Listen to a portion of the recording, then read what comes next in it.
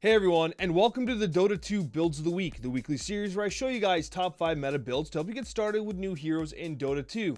As always, a link to my Twitch is down in the description below, as is a guide to each of these builds, so you guys can click the link and add it to your game using the Steam Workshop. With that being said, we're starting today with Anti-Mage Position 1.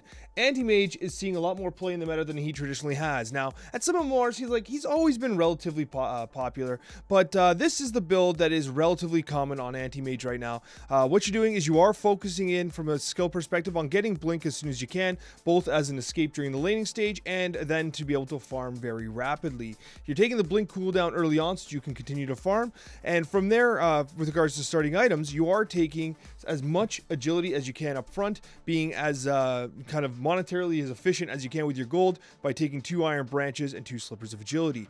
You're building into your power treads, building towards a Battle Fury. However, you are making sure that you get your Ring of Health first and then your Perseverance with the Void Stone after. From there, you get your Battle Fury. You farm excessively fast with your Blink Battle Fury timing and with the level 10 Blink reduction cooldown. Manta into Scotty. At that point in time, you are ready to fight.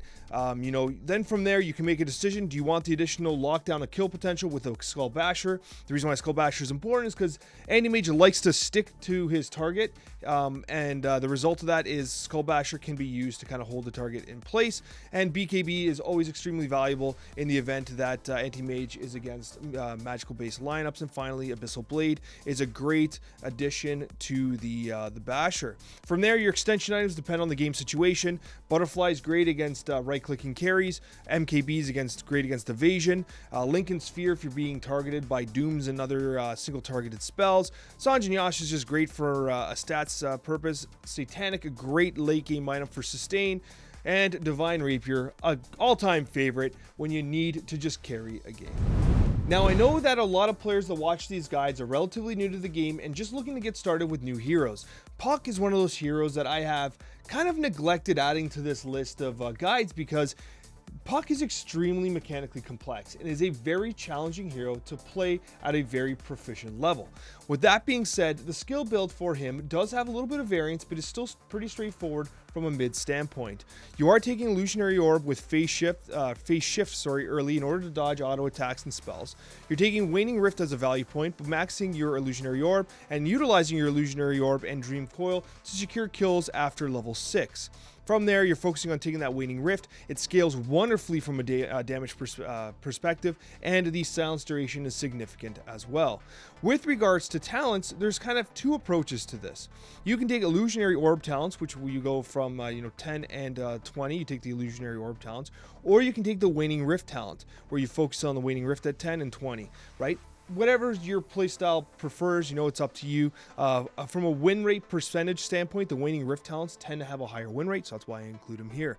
With regards to itemization, you are going a little light on the regeneration front. You could take a salve if you wish, if you find you're taking a lot of sustain, but you're bringing 3 iron branches and tangos so that you can consume the iron branches with the tangos to give you some added sustain in the laning phase to get you to your bottle. You do want to rush your bottle. You're one of the most mobile heroes in the game with your Illusionary Orb. The reason for that is you get the bottle and then you can secure runes very effectively. From there, double Null Talisman amplifies your mana regeneration and your magical based abilities, as well as your intelligence, which is vital because you're going Brown Boots into Witchblade. Witchblade is a fantastic item for Puck. It gives him everything he needs: intelligence, it gives him armor, projectile speed, and of course an intelligence kind of boosted damage over time. From there, Blink Dagger is used to initiate with Dream Coil. Kaya Sanj, an absolutely excellent statistical based item that allows you to propel your mid game.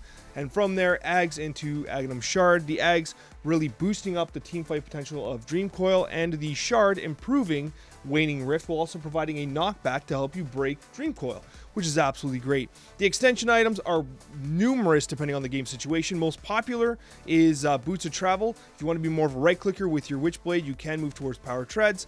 Lycan Sphere is very common because Puck likes to get locked down and held in place. But other than that, right, depending on the game situation, it's up to you to decide which extension items work best for you. Well, here we are again, looking at another micro hero for position 3. Last week we spoke about Beastmaster. We even did a full beginner's guide on Beastmaster. And this week we're talking about Lycan, because Lycan continues to be a major player in the pro meta.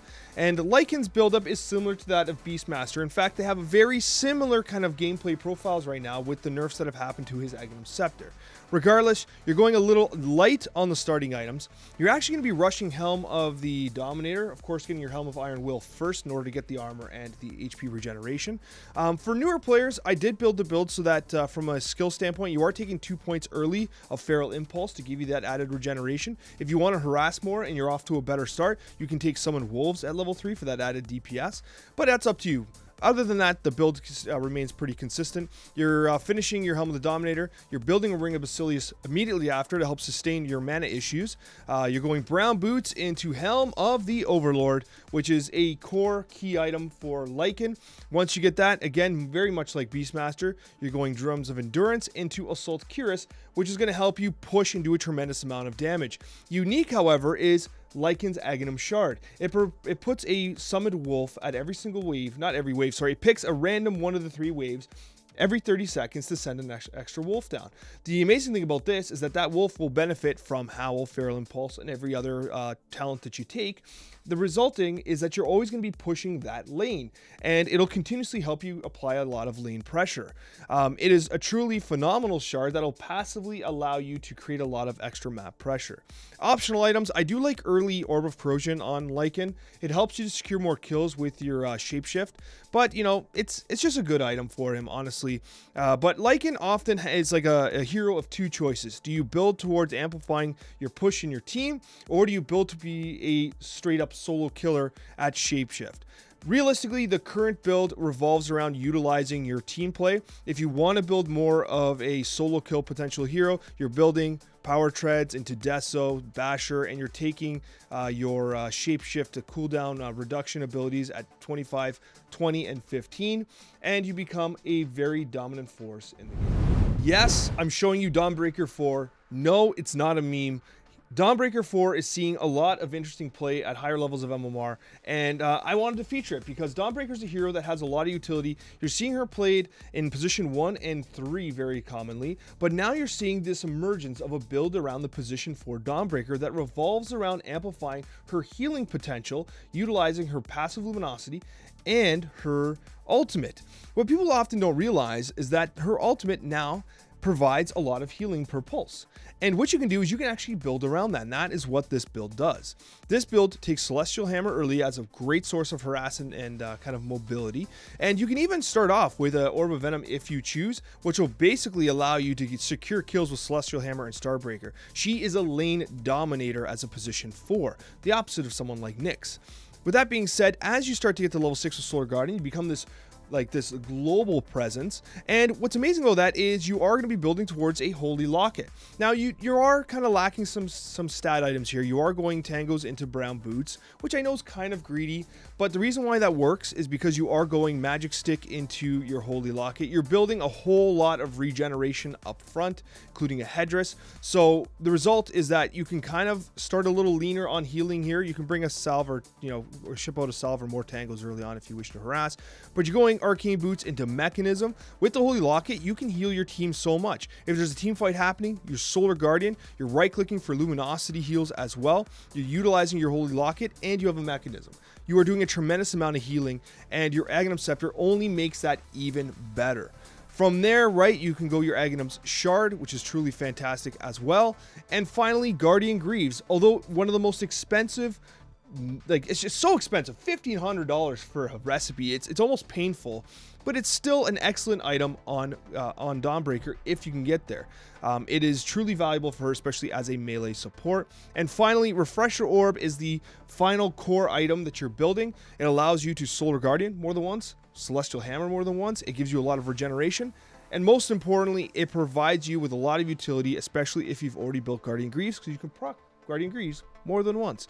So regardless of that, on the main extension item I kind of want to point to, there's two that really stand out to me as being really good for Dawnbreaker 4, is Spirit Vessel because of the healing amplification. There's also a lot of benefit to Heaven's Halberd.